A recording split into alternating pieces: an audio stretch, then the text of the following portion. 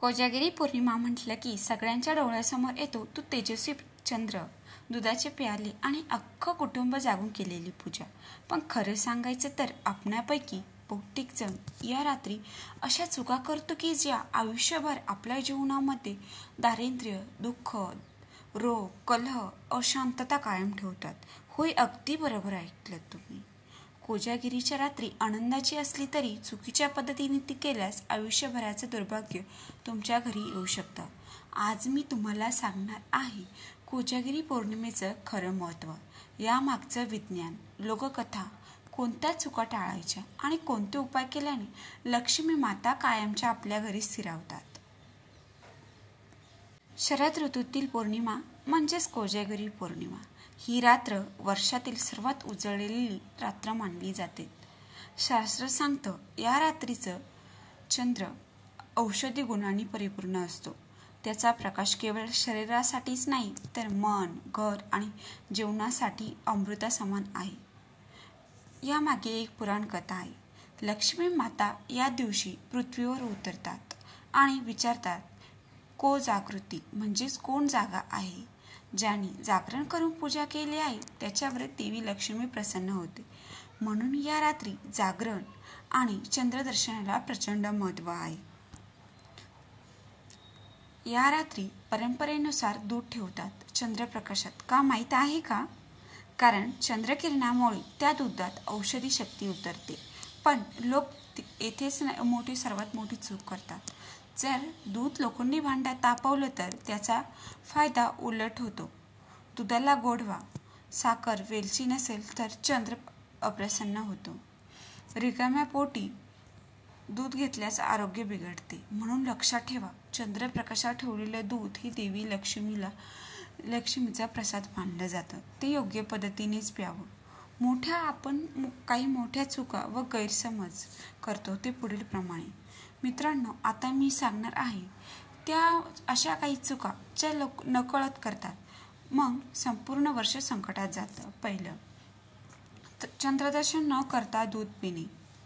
हे शास्त्रविरुद्ध आहे. आपल्याला चंद्रदर्शन करूनच दूध प्यायचं आहे. रात्री लवकर झोपून जाणे. आधी सांगितलेल्याप्रमाणे या दिवशी लक्ष्मी माता पृथ्वीवर येते आणि विचारते, कोण जागे आहे. जर तुम्ही झोपलेले असाल तर देवी पुढे जातात. 3. मांसाहार करणे. या रात्री शुद्धता अत्यंत महत्त्वाची आहे, त्यामुळे या रात्री मांसाहार करायचा नाही. 4. वादविवाद करणे. कलह झाल्यास घरातील शांती वर्षभर हरवते. तसेच 5.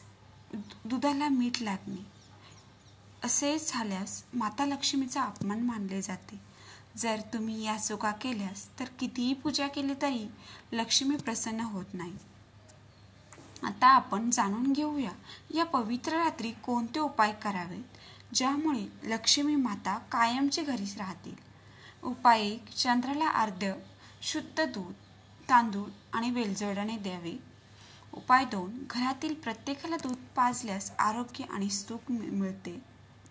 उपाय 3. गरिबांना दूध भात दान करा, त्यामुळे लक्ष्मी माता स्थिर राहते. उपाय 4. ओम श्री महालक्ष्मी नमः या मंत्राचा आपल्याला 108 वेळा जप करायचा आहे. पुढील उपाय, घरात लक्ष्मी स्तोत्र आणि श्रीसूक्त पठण करा.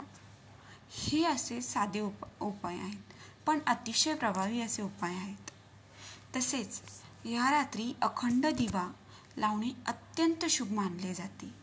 पण लक्षात ठेवा, दिवा विझला तर तो दारिद्र्याचा संकेत मानला जातो. म्हणून दिव्याजवळ कोणीतरी जागं राहणं आवश्यक आहे. तसेच आपल्याला देवघरात स्वच्छता ठेवायची आहे. झाडू, चप्पल, अस्वच्छ वस्तू देवघरात जवळ ठेवू नये.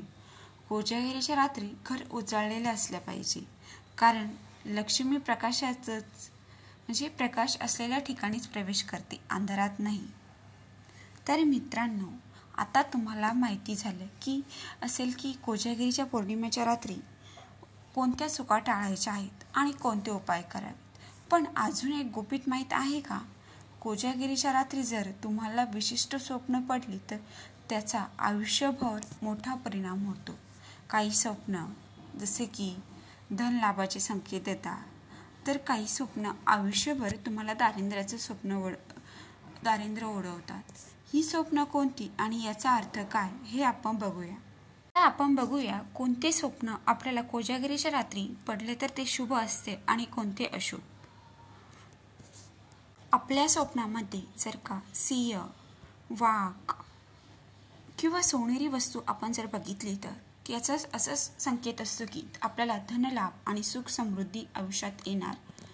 दुसरं, जर का आपल्याला पाण्याचा प्रवाह स्वच्छ दिसला किंवा शांत असल्यास व्यवसायामध्ये प्रगती आणि नवीन संधी मिळते. 3, फुलांच्या बागेत प्रचंड वाढलेले पाहणे, कुटुंबातील आनंद, शुभविवाह योग. 4, कोकण किंवा नद्याच्या काठावर चालणे, आर्थिक स्थिरता, मनोकामना पूर्ण होणे.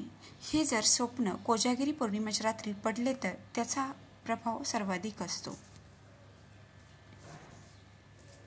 यानंतर आपण बघूया कोणते नकारात्मक स्वप्न.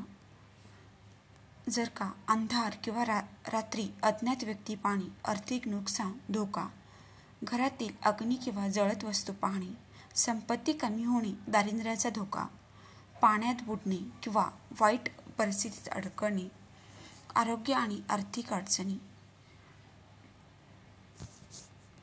मृत व्यक्ती दिसणे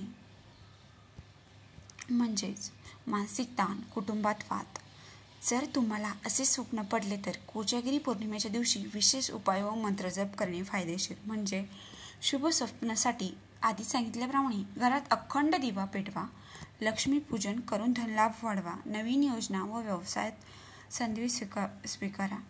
आणि अशुभ स्वप्न आपल्याला पडू नये म्हणून आपल्याला कोजागिरीच्या पौर्णिमेच्या रात्री विशिष्ट मंत्र जप करायचा आहे. उदाहरणार्थ श्रीसूक्त आणि लक्ष्मी मंत्र. घरात तांब्याच्या किंवा सोनेरी वस्तू ठेवून नकारात्मक ऊर्जा दूर करा.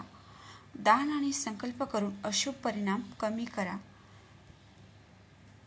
अशा प्रकारे तुम्ही हे उपाय करून धनलाभ व सुख समृद्धी प्राप्त करू शकतात. व्हिडिओ आवडल्यास तर लाईक, शेअर आणि सबस्क्राईब करायला विसरू नका. अशाच नवीन व्हिडिओसाठी चॅनलला नक्की सबस्क्राईब करा.